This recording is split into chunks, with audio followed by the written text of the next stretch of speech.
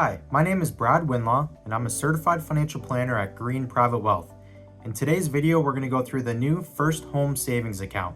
So on the agenda for today's video, first we're going to go through the problem, and that's the recent home price increases. Then we're going to go through a real life scenario, and I'll walk you through why that's a problem. Then we're going to go through the introduction of the new First Home Savings Account. And then we're going to go through the information about it, like how does it work, what are the rules, and how to make a withdrawal. Then we'll wrap it up in a summary. So what is the problem? Well, the main problem is household income is not keeping pace with the recent home price increases, especially in the last 7 years. This is really pricing out the younger generation who are just coming out of school and going into more entry-level positions that don't pay quite as much. So just to give you a couple stats here, the average Ontario household income is just over $80,000, but the average Ontario house costs over $800,000. And there's just no possible way someone coming out of school making $80,000 or less can afford these average homes that now cost quite a bit. So from 2020 to 2023, home prices have increased 50% in Ontario, but the average Ontario household income only increased about 10 to 15%. So here's two interesting charts. The one on the left is the average home prices across various cities in Canada, as well highlighted in red, the average in Canada. The chart on the right is a mortgage payment as a percentage of income in those same cities as well as Canada. So I want you to focus more on the red on both the left and the right.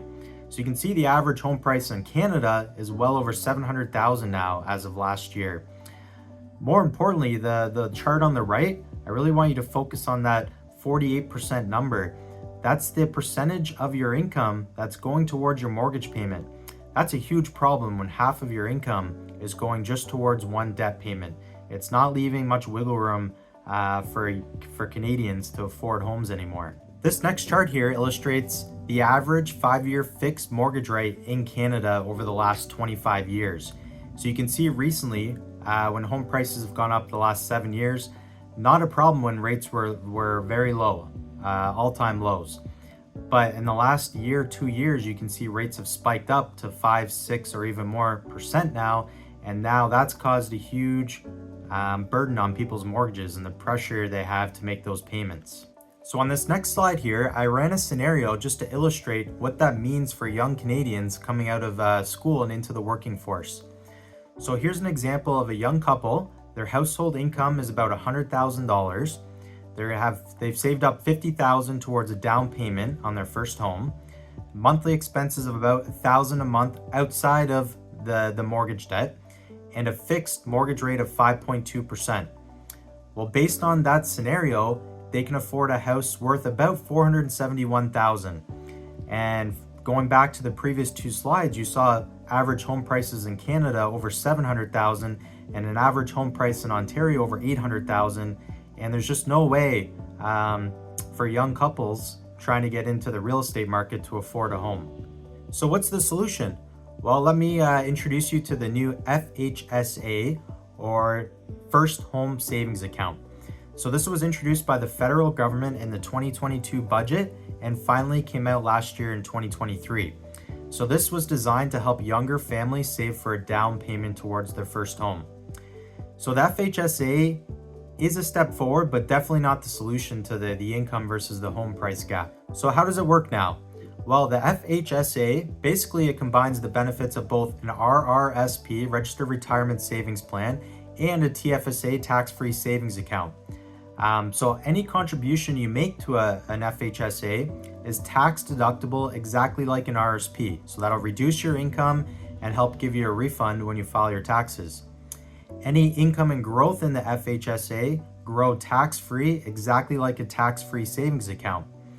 And then when you buy your first qualifying home, you're allowed to make a full withdrawal from the FHSA and it all comes out tax-free, again, exactly like a tax-free savings account. So here are the rules of the new FHSA. So you must be 18 years old and you have to be a resident of Canada. You need to qualify as a first-time home buyer. So that means you must not have owned or occupied a home in the current calendar year or the preceding 4 calendar years. You can contribute up to $8,000 per year and you have a lifetime room of $40,000. And you can carry forward room if you decide not to use up your full $8,000, but you must have the FHSA account open for the room to start accumulating. Now that you've saved up all that money in your FHSA over the years, how do you make a withdrawal? Well, you must make a withdrawal 30 days from acquiring your home. You also must occupy the home within 1 year of the date of purchase. You have 15 years to withdraw from your FHSA the day it was opened, or when you turn 71, whichever comes first.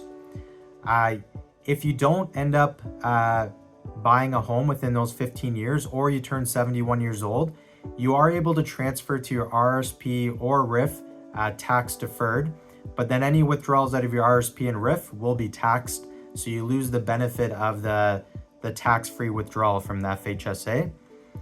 And transferring to your RSP will not use up any of your RSP room.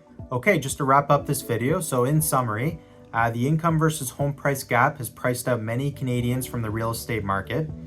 So the FHSA, or First Home Savings Account, was introduced to help many Canadians save for a down payment to help combat this problem. Any contributions you make to the FHSA will give you a deduction similar to an RSP, and withdrawals are tax-free.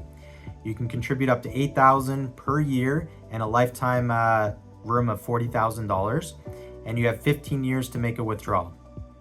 So I hope this video helps you. If you have any questions or you want to start a new FHSA account, please reach out to your advisor and we'll be happy to help you. Thanks.